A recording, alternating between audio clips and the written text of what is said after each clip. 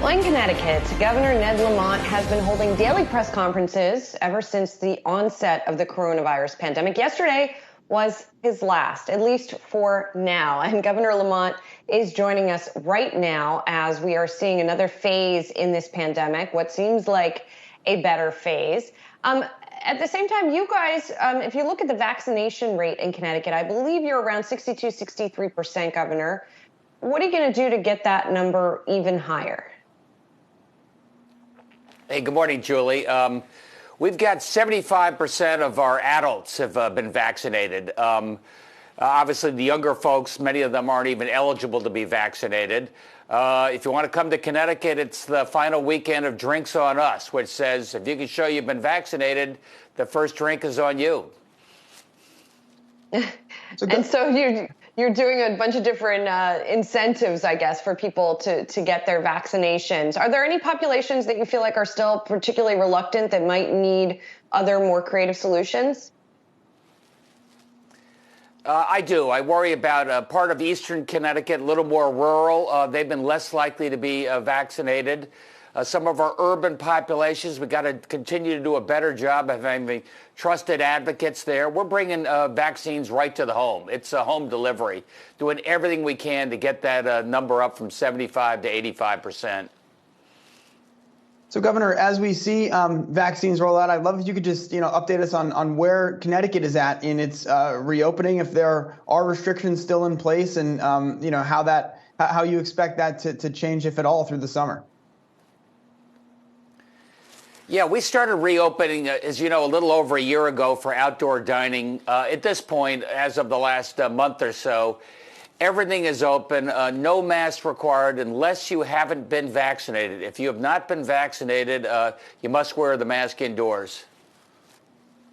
And Governor, of course, as we have seen sort of along the same track as the push to reopen, to get folks vaccinated, there's also a push to get people back to work, right? And we have seen a lot of states now take off the supplemental unemployment insurance. Connecticut has not done that, but you guys are offering a bonus for people to go back to work. How exactly does that work, and why did you decide to go that way?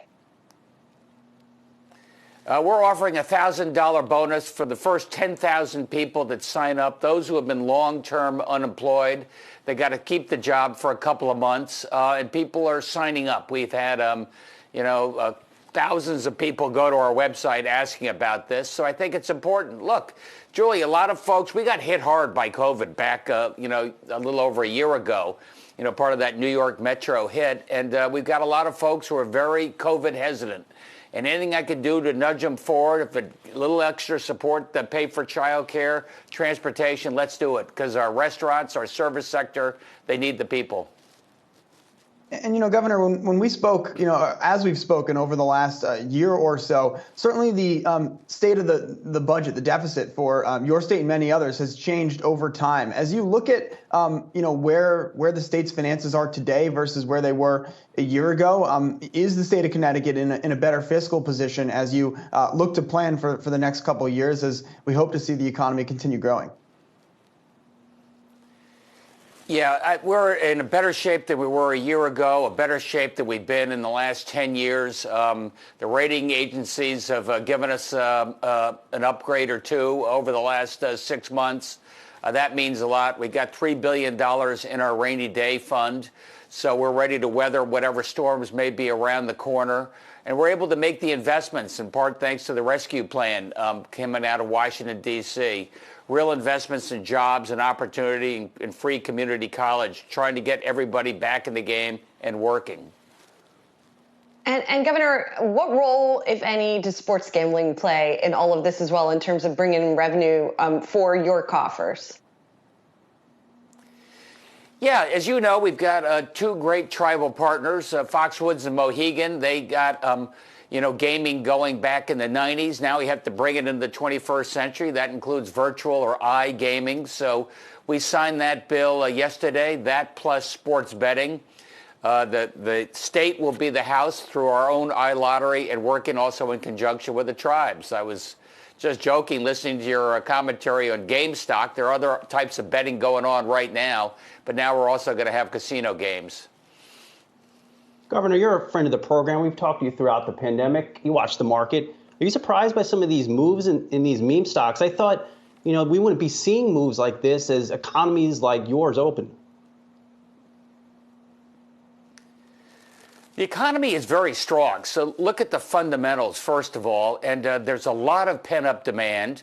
Our restaurants are filling up. Our beaches are filling up. Tourism is coming back. I don't think it's unique to Connecticut. I think you're seeing this in other parts of the country as well. People are ready to go. It's been a long lockdown, a long period of quarantine. And I think you're going to see that reflected in the economy. Our manufacturing is going very strong. Construction is booming, especially housing. I mean, we've had 50,000 plus people move to the state of Connecticut in the last 6 months. And you're seeing that reflected in housing starts. Yes, indeed. We've been seeing that in a lot of the big housing numbers. Governor, it's always great to see you. Be well. And let us hope, fingers crossed, that you will not be having to resume those press conferences on COVID. Hopefully ever, but we'll see how the trajectory goes. Governor Ned Lamont of Connecticut, appreciate it. Thanks, Julie. Take care, everybody.